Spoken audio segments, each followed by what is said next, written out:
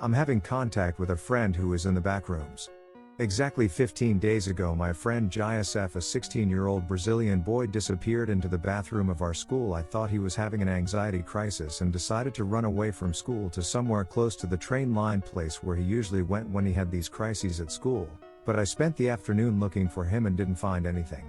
Returning home worried, I sent countless messages and no response. I tried to track his cell phone, but the location was in the school bathroom. But I checked and there was nothing there. After 4 days had passed, I was feeling a constant loss. My friend's parents were distressed and constantly asked me what happened to him, as if I was hiding something, but I have no reason to lie to them. 6 days later, I went to look at mine's cell phone to call my psychologist, and I saw that Joseph was online. I tried to communicate with him and all I got were pictures of a place looking like an empty office with walls, yellow strips and an old carpet. The last photo he sent had a faceless man, and the second to last photo showed a room full of the same segments, and in the third there was a blood stain. And after that I just got in better contact with him 5 days later, today, where I could talk to him better by text messages, where he told me that when he went to enter the bathroom he fell and crossed the floor and appeared in that unknown place, and he showed me that the Wi-Fi connection he was connected to called L3V3L0, which changing the numbers for letters resulted in the name of Level 0.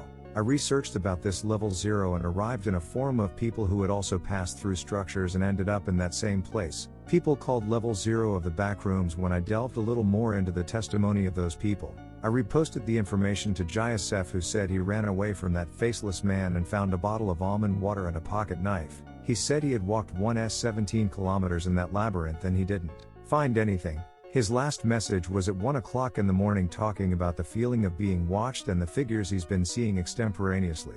I'm Veek and I need tips to help Joseph get out of this site. Thank you for your attention. My imaginings. I'm so tired. I throw my keys in the vague direction of a table and trudge to the bedroom, aching with relief that the day is finally over. I drop onto the mattress, letting the bed take my weight and sinking into the sheets that probably need washing. I'll change clothes in the morning and try to remember to wash my face, but for now, sleep. It comes quickly, enveloping my heavy mind and smothering my stress with dark nothingness. Finally, peace. And then I feel myself suddenly falling, fast and without warning. Except this time I land painfully, and I jolt awake. It takes me a moment for my eyes to realize what I'm seeing. I'm lying on a scratchy beige carpet, a carpet that isn't mine. Bracing myself with my arms, I push up and look around. Everything is washed in the yellow lights in the ceiling, but I can't tell if they're meant to be that color or if dirt has tainted the glow. There's walls everywhere, all covered in the same peeling, damp-looking paper, the kind that people used in the 50s, 60s?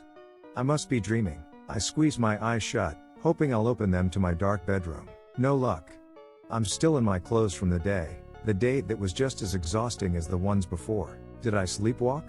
Surely not. I've never done it before. Why would I start now? Confused, I stand and try to make some sense of this place. Why are there so many walls? I walk to one and look around it. More walls behind that, and more behind those. Some have empty doorways with no doors, and the rest just end to make way for a corridor, and yet more walls. Is this some kind of maze? I can't wrap my head around it.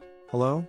I try to call out, but my voice comes out as nothing more than a hoarse whisper. I realize how thirsty I am, and that it's entirely silent, except for my shoes brushing the carpet. Maybe I should look around. If I somehow got in here, then there must be a way out. I guess there's nothing to do except search for something. I pick a random direction and start walking. I try keeping a straight line, but there's so many walls, some blocking my path, and others leading different ways to my idea forward. Some corridors are so small that only a child could squeeze through, and some wide enough to drive a car down.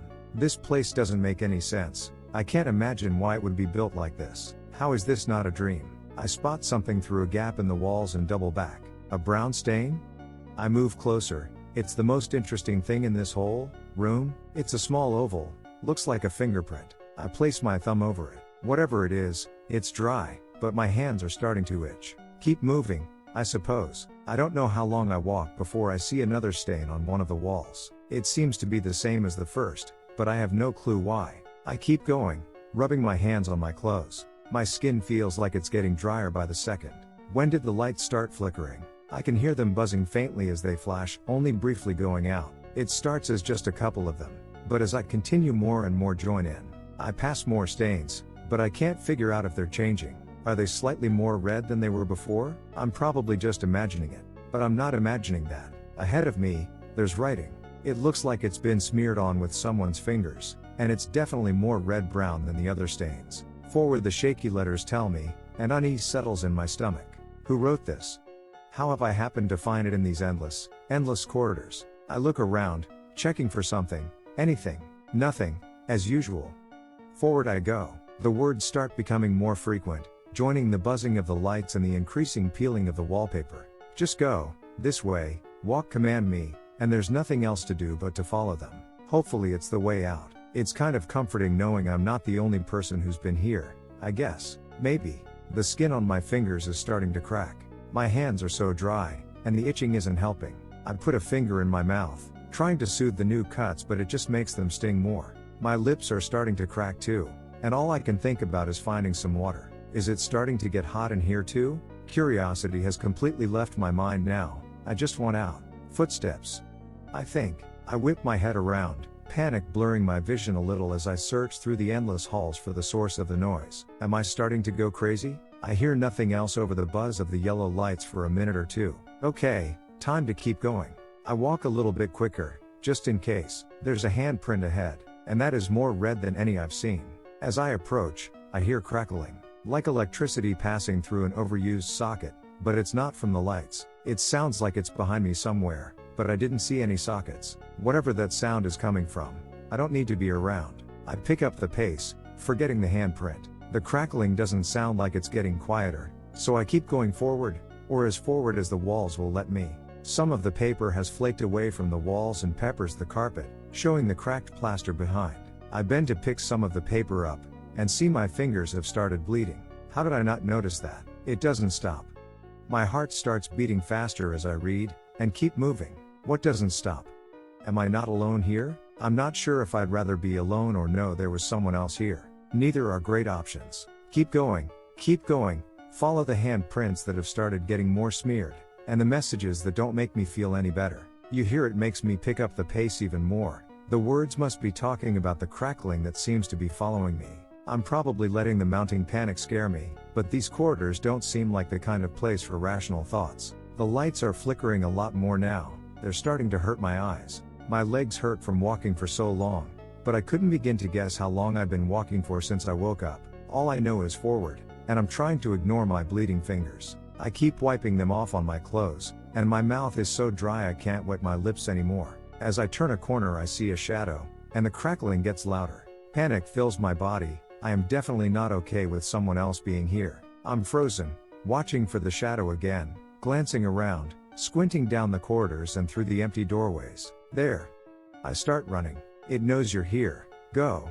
Do not stop, urge me forward. I grab the walls as I'm forced down different halls, leaving blood on the old wallpaper and crumbling plaster. Sweat drips down my face and stings my cracked lips, but I keep going. The crackling follows me, as I follow the blood trail on the walls. The lights seem to match my panic, flickering so fast, yellow drenching everything I look at. I pull myself round a corner and stop dead. A small brown oval, a fingerprint on the wall ahead. The same one I saw before. I'm back where I started. Disbelieving, I turn around, hoping I've made some mistake and it's just another random fingerprint. And it's there. Absolute darkness, a black nothingness I can't comprehend. The crackling fills my ears as it gets closer, and I can't move, I can't look away. Limbs, something, reaches out, blood falls from my hands to the carpet. I can't breathe, it has me paralyzed, I can't do anything. Closer and closer, it's like watching a patch of dead pixels, a black hole, glitching and crackling and reaching, and then I am nothing.